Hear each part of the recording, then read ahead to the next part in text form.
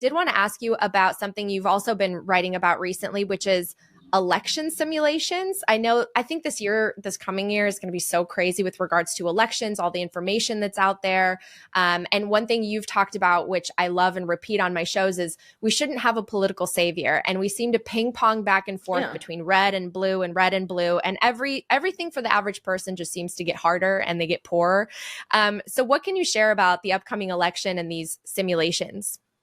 Okay, so actually, it's not new reporting. It's I did a series on this company that was doing very weird election simulations in the beginning of 2020, specifically a company called Cyber Reason. Yeah, and in that same year, I was also writing about another company that's sort of gotten tied up in this called CTI League that recently has gotten some coverage from Michael Schellenberger and Matt Taibbi.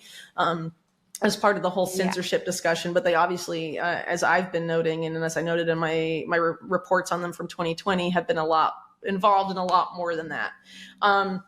So basically, this company called Cyber Reason was conducting unusual, I would say, simulations with the Department of Homeland Security, the FBI, and law enforcement in the U.S. They're not a company founded by Americans, by the way.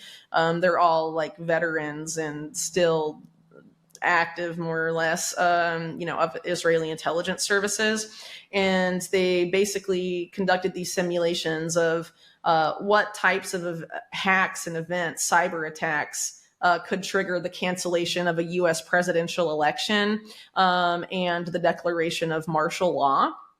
And so there's been some people that have been concerned that seems like something that might happen next election cycle. I don't really know. I do know that it's very likely there's going to be some sort of cyber 9/11 style event next year. And that's unsettling. It is a U.S. presidential election year next year, but it's also a presidential election a year in about half of the countries of the world. So I'm sure next year is going to be much more turbulent than this year was. In terms of stuff on that scale. And then you have these groups like one of the top guys at the World Economic Forum saying a massive cyber attack is going to come before January 2025, which of course we're in December 2023. That implies it's going to be in 2024. And this is the same group that during COVID was like, well, just wait for the cyber pandemic and it's going to be worse than COVID and all of this stuff. So, which, by the way, the World Economic Forum has a partnership against cybercrime that I've talked a lot, including at the Bitcoin conference earlier this year in May. And on our show, and here as well. It's run by a career Israeli intelligence guy named Tal Goldstein. It's very tied up with the biggest banks in the world, including some of the too big to fail banks from the U.S., Bank of America, and intelligence agencies of the U.S., UK, and Israel. That have these explicit plans to end both online and financial anonymity online, and specifically attack crypto as a terror financing tool, which has been circulated in mainstream media and then debunked, but it still creates the impression specifically that Bitcoin is the money of terrorists. And this is an overt effort to criminalize even further the use of mixers. So of course you have people that have created mixers that have gotten in legal trouble, but the goal is to have anyone that uses a mixer get in legal trouble, which is a significant escalation. And we're seeing efforts worldwide to end the use of encryption by individuals. All of this is very significant, and there's a reason they're criminalizing Bitcoin specifically for that. And this is part of this broader effort we spoke about earlier to co-opt Bitcoin, and they want to use this national security justification to take that as far as they can take it. Shalom. First and foremost, I want to give all praises, honor, and glory to Yahawah, BAHASHAM, Yahawashi, BAHASHAM, Racha Kodash. Double honors to the elders and the apostles of Greatmillstone, and peace and blessings to the elect. And I have a few headlines here that I wanted to go into. There's been a lot of interesting things that have been happening with just, what are we in the second day in this year alone? And of course there's more, more to come, but the Lord is really setting the tone. Okay, as we know, the remaining prophecies to take place, they're not going to be any better than the ones, and when I say better, I mean easier in terms of judgment than the ones that we've already seen. Okay, now earlier this morning there was this commotion basically going on in let's see if I can pull this up. And this took place on Roosevelt Island, okay, downtown, where basically people were reporting like a loud explosion and like shaking and all of that, to where some felt like it was a bomb, some felt like it was an earthquake or something like that. Okay, but interesting. So it seems here they updated the article, and it says here, this is from the Sun. It says here, like an explosion, New York City is rocked by 1.7 magnitude earthquake, sparking power outages across Roosevelt Island. Because earlier they were searching, the first responders were searching for a cause to see what it was, and they couldn't really find too much. So, I mean, now this is the story they're saying, that this was caused by an earthquake, here in this region, which Yahawashi did prophesy about that, right? That part of the signs of these last days were going to be, earthquakes in diverse places. And just this year alone, you had an earthquake in, where was this? Japan, right? And then you also had one, today in Queens, okay? This 1.7 magnitude earthquake, is said that it hit Astoria in Queens. All right. So, things are going on, judgment is going out, and it's only going to get, more and more devastating as time goes on. Now, I have like the video I played in the beginning of this, or maybe, in the post edit, I might play it now. I'm not sure when I'm going to play it, maybe in the beginning, maybe now, but we'll see. It depends on how I feel about it. Anyway, in this video, as you're going to see, they're basically talking about these election simulations. All right. And basically it's all pointing towards some sort of crippling incident, be it a cyber attack or something along those lines, which, remember that this isn't anything new, right? This guy, Klaus Schwab from the World Economic Forum, years ago during the whole demic, came out and was basically already talking about, a far worse threat that'll make, the whole C-19 situation look like a walk in the park. All right. And he said it was going to be basically like a cyberdemic. All right. And the reason that's so crippling and so, threatening to the modern society today is because everything is technologicalized, if that's even a word. Right. But everything has been, put in a sense where your whole life is based off of everything being digital, which requires electricity. Okay. And because everything is so digital, it puts it at a higher risk for something like a cyber attack. And it also elevates the damage that something like a cyber attack can do. What's also interesting is just this year or last year, you had the movie Leave the World Behind. Okay. That came out, which, interestingly enough, that's really what they're trying to do, right? In their plans, they plan to take out the old world. That's why they call it a new world order. They plan to do away with the old world and to bring out the new one. But that transition period is going to be a time of chaos. Okay, it's going to be very destructive because, like I always say, it's hard to replace something, like something old with something new if the old works fine. If they were to come out and say, hey, we're pushing out this new implant that's going to be like the new form of currency, who wants to take it? People are going to be fine because I have my credit card, I have my debit card, I have my cash, I'm okay. I don't think I want that. If there's no problem with what they're doing, because people don't like change, they're comfortable. They like comfortability. They don't want to be out of their comfort zone. They don't know what this new thing is going to be like. So if you're trying to push something new, because that's what the new world order is going to entail, everything is going to be new. They're going to have 15-minute cities. Okay, meaning just that you're confined within a certain radius, and if you step out of that radius, guess what? Your bank card is shut off. You don't have access to anything. It's almost like you don't exist outside of that 15-minute radius of wherever you are, which is going to be coupled with smart cities, all right, which all falls under the IoT, the Internet of Things, where everything is basically connected. Okay, so that's pretty much the direction they're going in. But the point is, it's going to be such a drastic change that is going to be a high level of friction, which is where all the chaos is going to come in. That hell breaking loose is going to be that transition period. All right, now I want to get this real quick because there's a lot of things that are going on, and that's why it's very important to pay attention.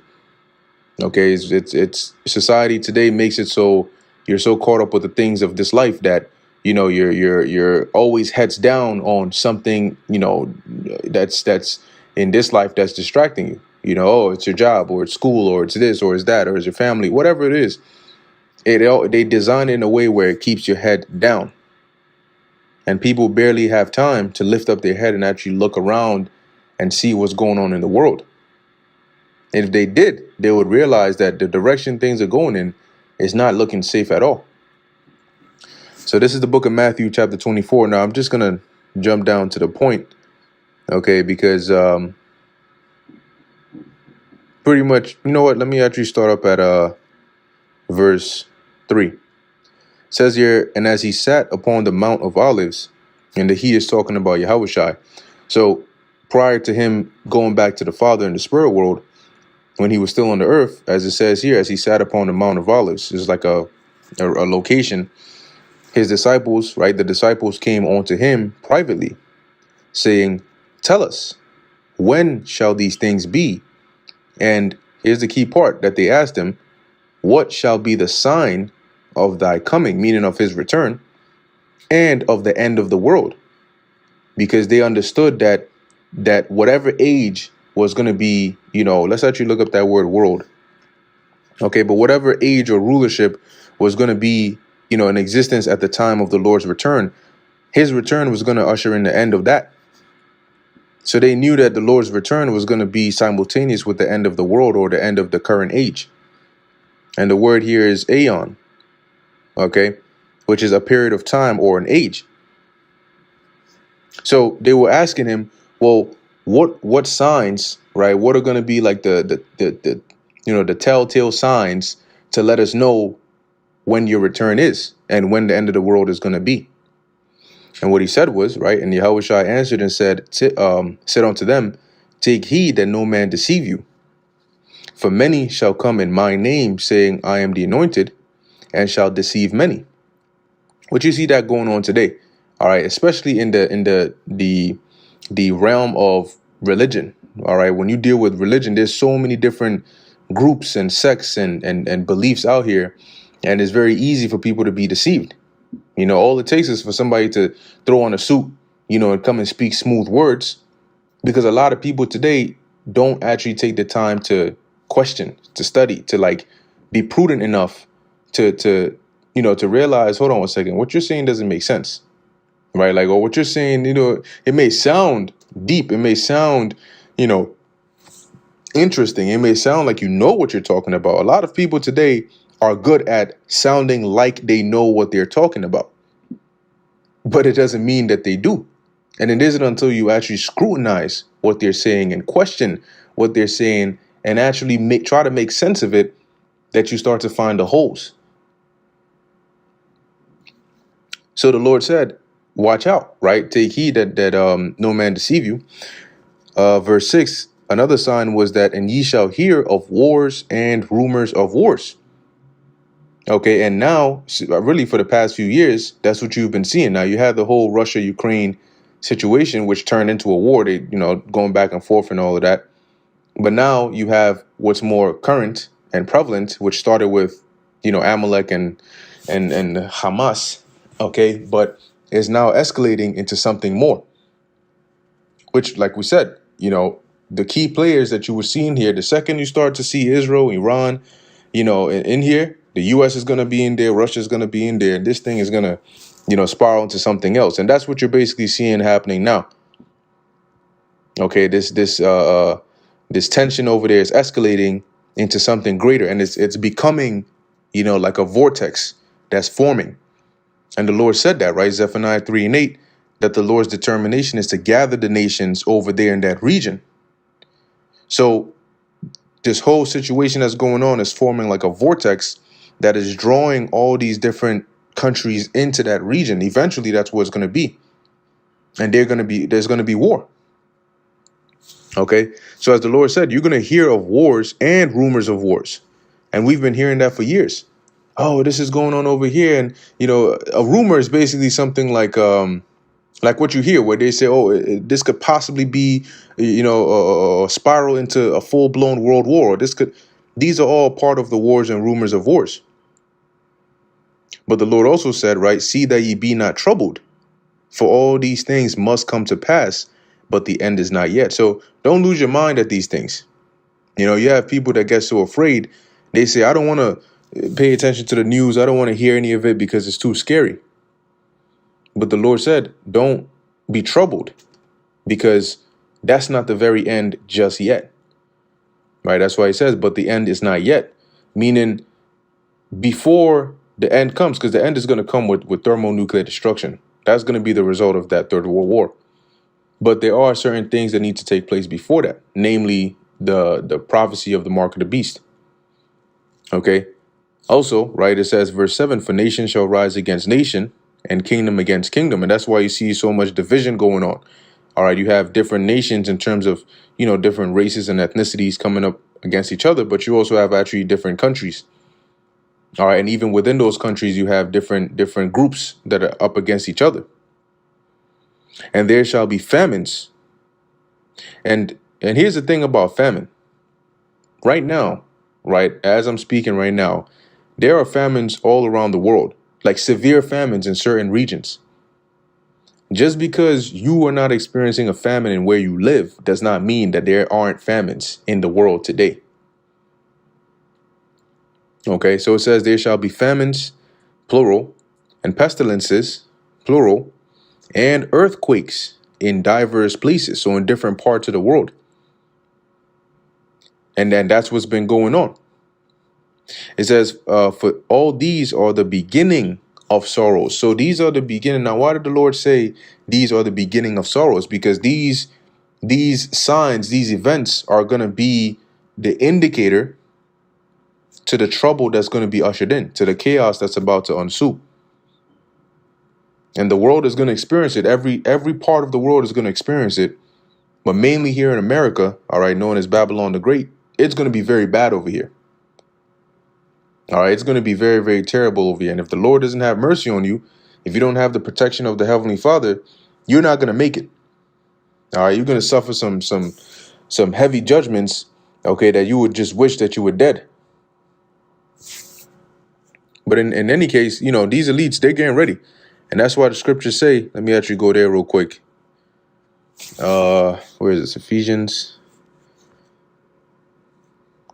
One second. Let's check 5. Yeah, this is Ephesians 5:15. It says, see then that ye walk circumspectly, not as fools, but as wise. Circumspectly meaning you're constantly aware of what's going on around you. Okay. Circum meaning around. Okay. And spect, which goes into the word spectate, or to look. Okay. So you're constantly looking around, seeing what's going on around you, paying attention. Right. Not as fools, not being ignorant of the matter of what's going on in the world, but as wise. Right. Looking into the things that can have an effect on your life. Redeeming the time, because the days are evil. We're living in some evil days. All these things going on. You had that. I think there's a movie coming out this year that's called Civil War. Now you got to always ask yourself, because they use I think it's called the revelation of the method, which is pretty much a part of what these elites do, where they reveal what they're going to do through predictive programming and other means before they do it. So why is the theme of a lot of these new TV shows and these new movies dealing with some type of destruction, some type of all hell breaking loose scenario? And you got Civil War now this year is supposed to be election year, and a lot of people are saying it's looking, it's looking to be interesting if there's even going to be one. Okay, so we got to watch and see. But things are definitely turning up. So, hey, as the scriptures say, man, stay upon your watch, keep paying attention, because at any moment, the Lord could really just flip it. A lot can happen in 24 hours. All right, your world can literally turn upside down in the span of a couple of hours. That's how fast, things can go down. It only takes the first domino to fall, and everything changes. And it's not going to go back to how it was before. That time is gone. So actually, let me actually end it off on this. Let's go to the book of Psalms, chapter 119, verse 126. Because at the end of the day, guess what? This is all the doing of Yahawah, BAHASHAM, Yahawashi. This is the book of Psalms, chapter 119, verse 126.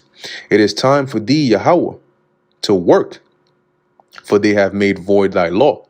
So because they have disregarded the ways that the Heavenly Father has set as how to conduct yourself, how to live, the laws to follow, the Lord is going to act. Okay, he's going to work, and he's going to visit this planet with judgments. So before all is said and done, everybody's going to know, or at least experience, the wrath of the Lord, and know that this is not by coincidence. This isn't just something that was made up. This is definitely the workings of a higher power. All right, so let's see. And Lord willing, this be the year that we do get delivered out of here. But anyway, with that, I'm going to end it here. Lord willing, that was edifying to the elect. In closing, I want to give all praises, honor, and glory to Yahawah, BAHASHAM, Yahawashi, BAHASHAM, Rakha Kudash. And until next time, Shalom.